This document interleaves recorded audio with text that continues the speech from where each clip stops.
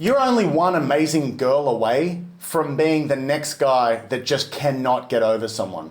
It doesn't matter how strong you are, it doesn't matter how amazing you are, it doesn't matter how much growth you've gone through. If you meet an awesome girl and it doesn't work out, it's gonna be fucking hard to let that go. So I just kind of wanna cover, I guess in this video, when I think it's a good idea to chase, and more importantly, when I think it's time to cut that shit, walk away, stop chasing. So the first is obviously right after a breakup. Now, obviously if she has been the one to end the relationship, this is absolutely not the time to chase. If a girl needs space and you are chasing, like, I just need to show her that I love her more, it is gonna have the opposite effect. It's only gonna drive her further away and you two further apart. For one, she's gonna feel smothered, and for two, it shows her very clearly that you are unable to stand on your own 2 feet. So if she had any doubts about you in the relationship that she just wasn't sure on and she maybe needed some space to kind of figure it out,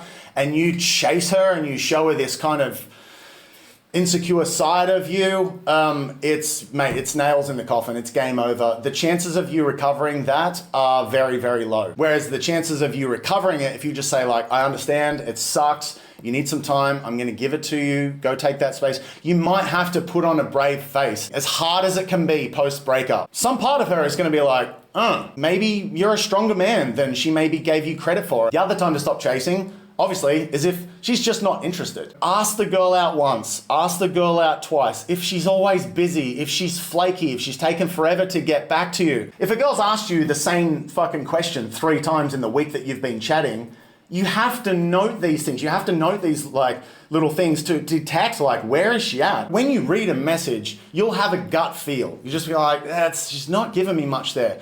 And if you're getting too much of that shit, walk the fuck away. Another thing you can do here as well, if you kind of feel it fading out, put her on your Instagram, add her on Facebook, chuck her on Snapchat. If she's on your social media accounts, you've still got a means of contact further down the track when you've maybe, got a hold of your emotion a little bit more and you're less attached to the emotion. Third time is girls that you don't know.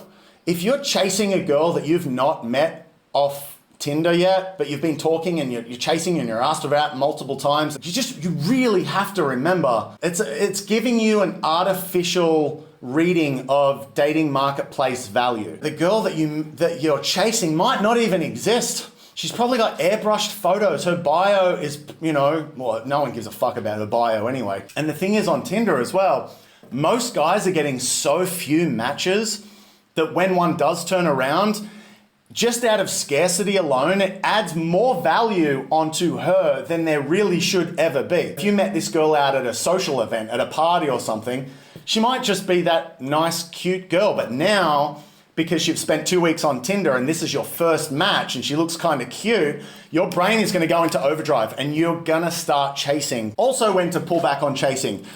If she's playing games, if you're detecting that there was interest there when you met, there's mutual interest there, but she's just playing games. She's like playing hard to get, taking a long while to reply to messages, but still giving you a lot in the messages. If your head's just starting to get a bit fucky, that can trigger chasing in men. It's just like gambling. Look, if you've just met a girl or you've seen her a little bit and she's kind of testing you to see where you're at, she might play a little bit of games. I had a girl say to me just last week, I think we were just talking, she was like, how was your night? I was like, yeah, good, I just chilled at home. I was like, how was yours? And she was like, yeah, it was good, I went on a date.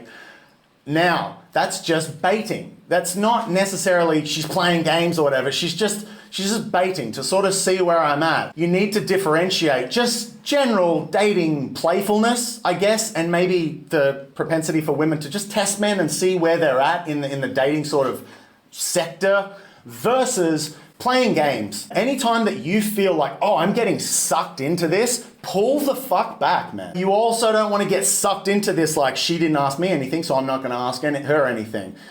She took this long to reply, don't get sucked into that world. Just think of like, what would the best version of you do? What would the most confident version of you do? Probably just move on. So if you do find yourself in this situation where you're like, I'm fucking this up, I need to pull back, here are a couple things that you can do. The obvious is just don't be in contact. It's fucking hard, but don't be in contact. If she's in contact with you, you either have to decide, am I okay with this contact, if it's any kind of negative contact, if it's any arguing, if it's any anger, bitterness, anything, step out. Just like, I'm really sorry that you feel that way. Boom, you're out. Do not get sucked into that. Another good one is you can hide their social. If you've dated a girl, if she's broken up with you, if you're finding yourself obsessing over a girl, hide all her shit. You don't have to unfollow or anything, just hide all her shit so that it's not just this constant reminder of her. Next, you have to rechannel that energy. You know, I've said in videos before how much I love coaching guys who are fresh out of a breakup because they're full of energy. It's not good energy. It's fucking destructive energy but if you can channel that into a project, even if that project is just getting better at meeting women, that's the real magic right there. That's honestly how most people that I know who are really good with women got really good with women. They went through this period where they're like, man, I'm obsessed with this girl. She's giving me nothing back. I can't sleep. I can't eat. This is fucking my head up. I have to do something. So having said that, when do you chase? If a girl meets a guy out in a bar and she really likes him, she's hoping that he has the know-how to fucking message her, to not be weird, to go on a date, to not be weird on the date, and then to have things evolve into that. Like, women want to be chased. They just want to be chased by the guy that they like. I think when you first met her and it's on, go for gold, son. Don't chase like crazily.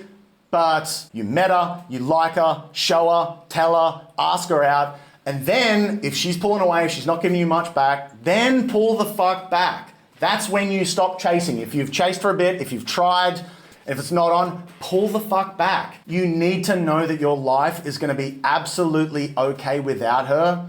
It'd be nice with her, but if not, you're going to be just fine. And I think this is why it is important to have some social skills, to have some dating skills. So I hope that's been helpful. As always, my coaching link is below if you want to talk more shit with me.